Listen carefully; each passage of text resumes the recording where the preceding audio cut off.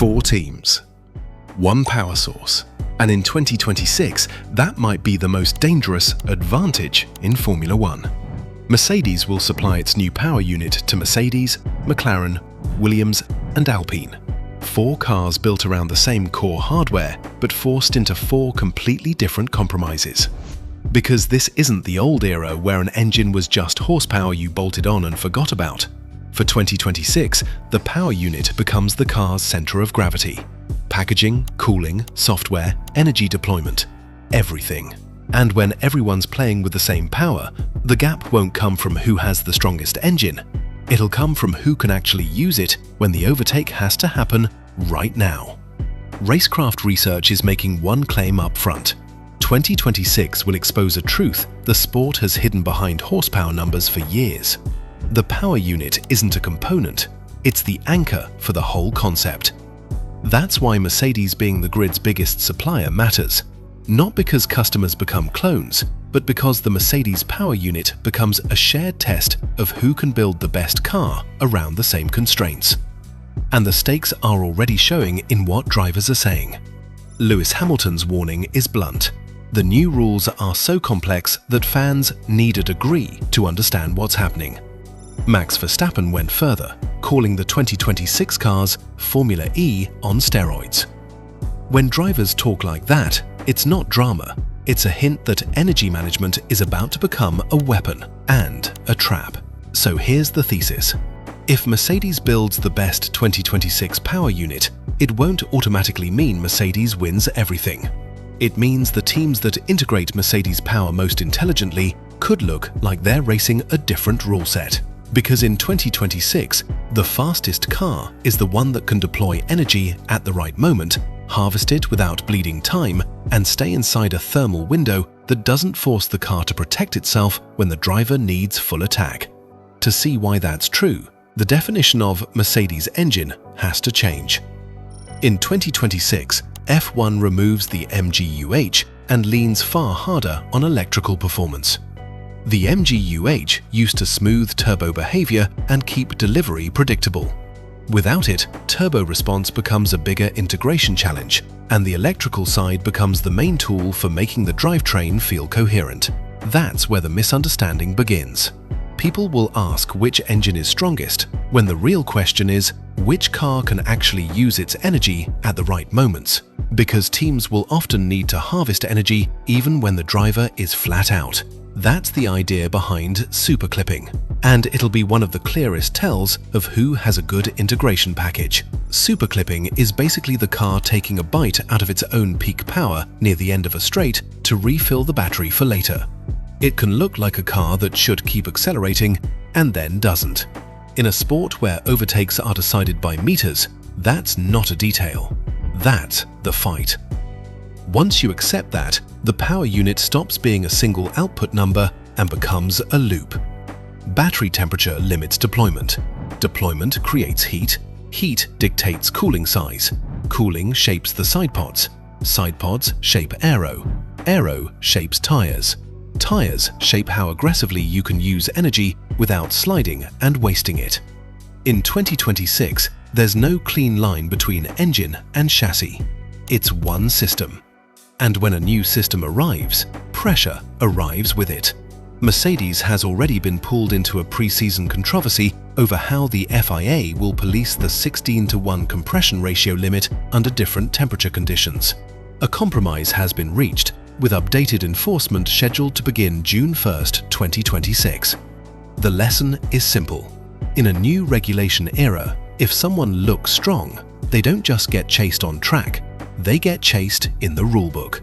With that backdrop, Mercedes isn't just supplying power, it's supplying a stress test.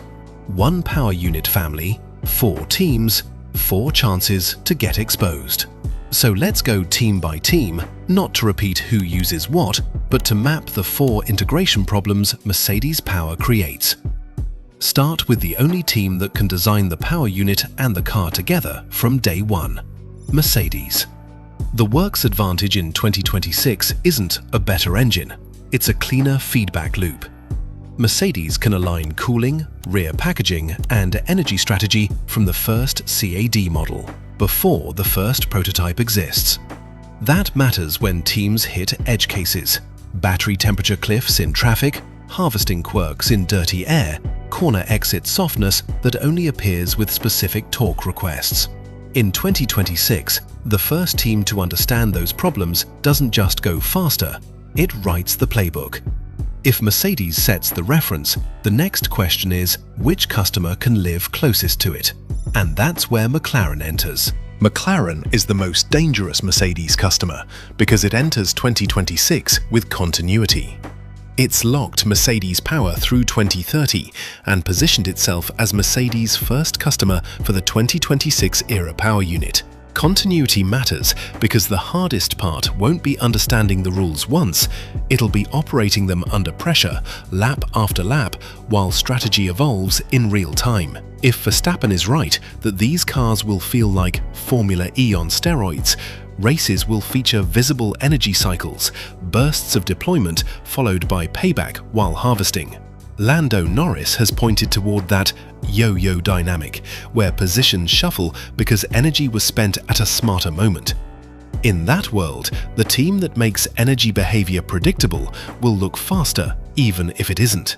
Smooth mode transitions, stable temperatures, and a car that doesn't surprise the driver on exit become lap time.